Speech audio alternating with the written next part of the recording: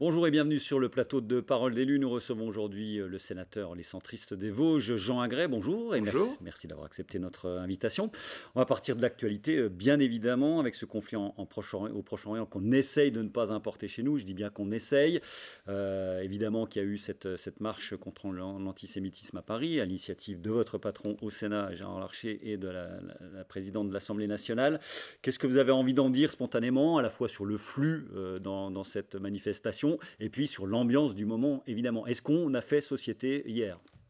Je pense que c'était une initiative très intéressante des deux présidents de l'Assemblée nationale et du Sénat. Je pense que c'était important de marquer le coup face à l'augmentation des actes antisémites en France. Je pense qu'il ne faut pas Augmentation faiblir. énorme, hein, Augmentation x3 depuis les attaques du Hamas le 7 octobre dernier. Donc je pense qu'il faut vraiment montrer beaucoup de force, beaucoup de vigueur pour défendre la République, pour faire corps aussi, pour montrer qu'on ne va pas vivre communauté à côté des autres communautés, que la nation fait corps, elle est une, indivisible, et raffirmer les valeurs de la République et Alors de est-ce la que c'est France. pas un vœu pieux aujourd'hui, franchement? Est-ce que cette communautarisation, à l'américaine un peu, qui nous effraie tant, est-ce qu'elle n'est pas déjà quand même en place largement?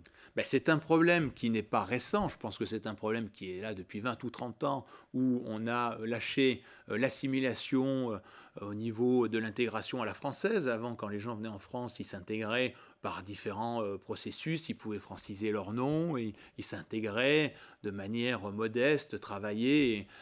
Voilà, je pense qu'il y a eu tout un changement dans les dernières années, avec un manque de courage politique, et on l'évoquera sur le passage sur l'immigration qu'on abordera dans quelques instants, un manque de courage politique qui invite à un chaos politique, à des difficultés politiques, mais qui sont inhérentes à un manque de discours de vérité, à un manque d'action depuis 30 ans dans ce pays, où on n'a pas regardé les problèmes en face pour la plupart des problèmes, et rien n'a été fait, notamment sur le sujet de Alors on l'immigration. voit que ça a mobilisé dans les Vosges, on voit là quelques images à Épinal, on les tape également, avec des grands absents, c'est un peu votre génération, les jeunes adultes. Comment vous l'expliquez que ces 20-40 ans n'étaient pas dans les cortèges ou dans les manifestations d'hier?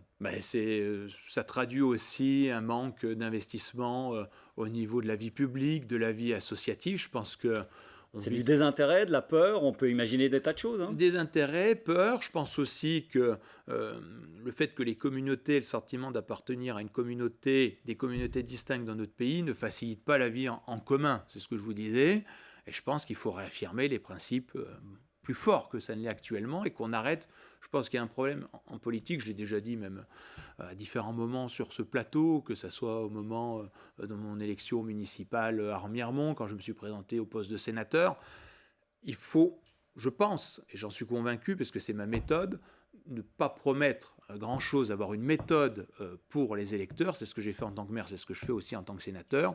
Je suis arrivé, que ce soit devant les Romarimontaines, les Romarimontains, avec une méthode, devant les élus du département, et ne pas promettre. Le problème en France, c'est qu'on promet beaucoup de choses et que rien n'est fait, et que les gens sont déçus, avec un sentiment aussi que la situation échappe aux Français, que ce soit en termes d'emploi, de pouvoir d'achat, voire même d'immigration, et ça conduira, si on continue à être dans cette posture et à ne rien faire, et Alors ceux qui sont là ne rien promettre, on entend, mais il faut donner un cap quand depuis même, 20 ou évidemment. 30 ans qui sont là et qui sont présents, ça va conduire à l'élection de Marine Le Pen dans 3 ans. Et ça, j'en suis convaincu, vu ce que j'entends sur le terrain tous les week-ends.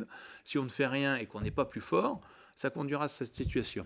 Alors, on vous a reçu ici même il y a un an. C'est quoi être élu centriste en novembre 2023? Est-ce que la donne a changé? Est-ce qu'aujourd'hui, on regarde un petit peu plus avec un intérêt accru, on va dire, à la fois le centre, mais le Sénat, évidemment, puisqu'il est revenu au cœur du jeu avec cette majorité relative à l'Assemblée nationale? C'est ce que j'avais dit quand je me suis présenté devant mes électeurs au sénatorial, devant les élus du département, c'est la liberté d'être centriste. J'appartiens à un groupe dont le président Hervé Marseille nous laisse la totale liberté. Vous avez dans d'autres groupes du Sénat des décisions politiques qui sont prises par quelques-uns, que je respecte naturellement, mais chacun doit suivre la volonté de la direction du parti politique ou du groupe politique. Chez nous, on vote ce qu'on veut quand on veut. On dit ce qu'on veut quand on veut, et je pense que c'est une liberté. Donc, pas d'éléments de langage, pas de consigne de vote, vous avez vraiment une liberté totale? Total. On peut voter très bien. Moi, j'ai voté, par exemple, dès le début pour la constitutionnalisation de l'IVG, avec une proposition de loi émanant des écolos, du groupe écologiste du Sénat. J'ai pu voter d'autres choses qui n'étaient pas ni de mon groupe, ni de la majorité sénatoriale. On peut voter ce qu'on veut quand on veut. Et on est là pour représenter les Vosgiens qui nous ont fait confiance avec Daniel Gramillet. Ils n'ont pas élu des bénis oui-oui pour qu'ils suivent les directions des partis politiques. Donc je continue dans cette ligne directrice. Alors en ce moment, vous étudiez le projet de loi immigration du ministre Gérald Darmanin avec un texte qui a déjà été détricoté, le fameux article 3 sur la régularisation des travailleurs sans papier a été largement détricoté. On a supprimé également l'AME, l'aide médicale d'État. A priori, on se dit qu'il y a une droitisation quand même du discours du Sénat là. Je ne suis pas sûr que ça soit vraiment une droitisation. Je pense que c'est une attente aussi des Français. Sur l'article 3, vous m'avez posé la question il y a quelques instants sur ce qui fait être centriste aujourd'hui, mais ce qui est être aussi sénateur tout simplement avec le Sénat. Au Sénat, qu'on soit élu de droite, communiste, il y a sur le panel large du Sénat, on s'entend. On ne s'entend pas toujours, comme ça peut être le cas sur le texte d'immigration ou comme ça peut être le cas sur les retraites, mais il peut y avoir des consensus qui émergent d'un point de vue large. Et l'article 3, c'est une volonté du groupe centriste d'atterrir sur un consensus. C'est-à-dire on autorise dans certaines circonstances la régularisation. On sait que l'économie en a besoin aujourd'hui. C'est ce que tous les chefs d'entreprise nous disent. C'est une situation de fait. Il n'y a pas une semaine sans que les 2 sénateurs ou les 4 députés des Vosges soient interpellés par des concitoyens qui sont dans une situation irrégulière, mais qui travaillent. Il y a des gens qui veulent travailler, il y a des gens qui veulent aller de l'avant. Quand j'étais maire, c'était le cas. Il n'y a pas une semaine où vous avez des gens qui ne sont pas qui sont sur le territoire français, qui ont envie de s'intégrer, qui ont envie de travailler. La situation telle qu'elle est, c'est que les gens qui viennent dans notre pays sont empêchés dès le début de travailler, et pourtant on met leurs enfants dans des écoles. Au bout d'un moment, je pense qu'il faut être logique avec soi-même, comme c'était le cas il y a quelques générations. Alors, si on vous écoute, on a l'impression que vous auriez dû voter le texte tel qu'il était. Pourtant, il a été quand même largement retravaillé. L'article 3, le problème qu'il y avait dans la proposition initiale du gouvernement, c'était une généralisation.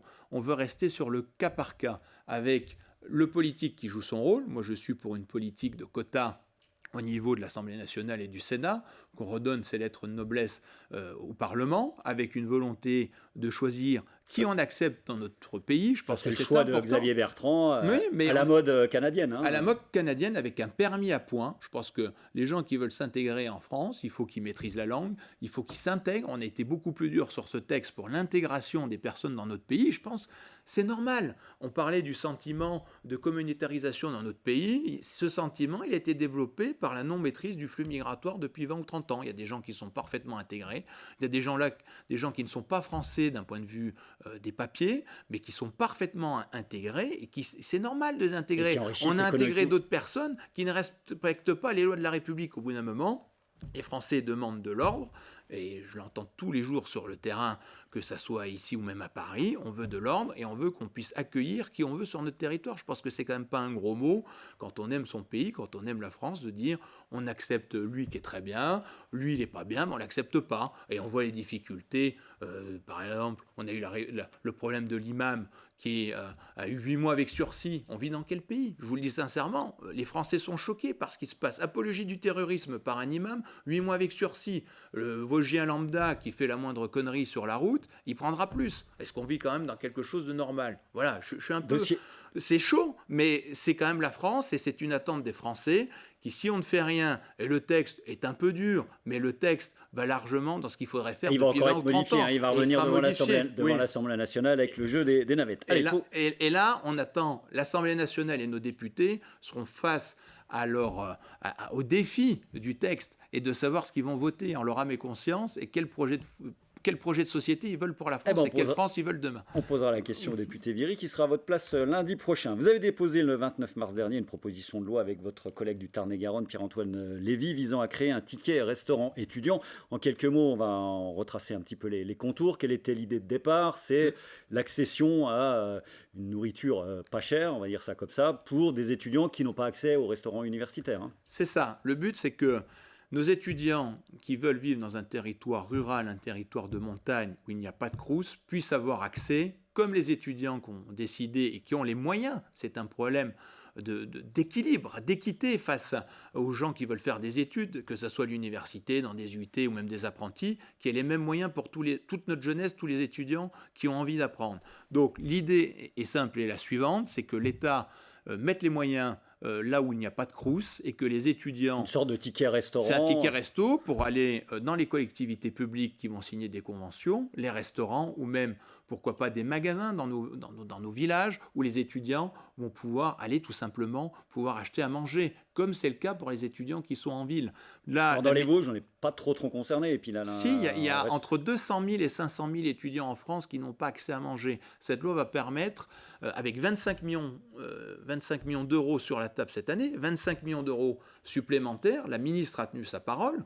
Encore une fois qu'on a quand même un politique qui tient sa parole, il faut quand même le souligner, avec 1,5 milliard qui est mis sur la table pour l'enseignement supérieur. Un peu de retard, parce que normalement, elle aurait dû être déjà... C'est long, c'est malheureusement... Et ça va être pour janvier 2024, c'est ça le calendrier maintenant ? 2024, dès l'année prochaine, on va, avec la ministre, c'est repassé à la moulinette au niveau du ministère de l'Enseignement supérieur, mais il y aura du concret dès la rentrée de septembre l'année prochaine, où les étudiants auront accès à de la nourriture, avec une volonté, avec mon collègue Pierre-Antoine Lévy, de ne pas seulement avoir que 3 repas, mais 5 repas. Pour l'instant, ce qui a été voté en termes de budget, ce qui est passé en termes de budget, c'est seulement 3 repas. Nous, on veut 5 repas comme les autres, que tous les étudiants soient logés à la même enseigne. Oui, 5 repas par semaine. On précise bien évidemment. Allez, il faut qu'on accélère, on a encore beaucoup de choses à évoquer. Un sénateur, c'est aussi et surtout un élu de territoire. Dossier en haut de la pile, la santé en général et l'hôpital public en particulier. L'hôpital de Remiremont, on reprend petit à petit les opérations orthopédiques. En quoi le sénateur que vous êtes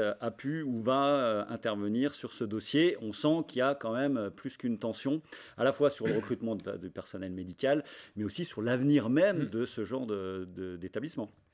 Déjà, en tant que conseiller municipal et membre du conseil de surveillance de la ville de Remiremont, en tant qu'ancien maire et en tant que parlementaire, naturellement, je l'ai prouvé par le passé, c'est quelque chose qui me tient particulièrement à cœur, où il y a une injustice fondamentale dans ce pays, où parfois l'ARS a été sourde par rapport à ce que nous on voulait, quand on a sauvé la maternité, quand on se bat pour certains services, que ce soit de l'hôpital de Remiremont, mais plus largement maintenant avec ma fonction aussi pour l'hôpital de Vittel, Neufchâteau, lorsque je suis intervenu au niveau de l'agence régionale l'agence régionale de santé avec le député Gauthier, lorsque l'argent qui devait être utilisé pour l'investissement était utilisé pour le fonctionnement, à titre d'exemple, mais aussi sur les difficultés que connaît l'hôpital de Mirecourt.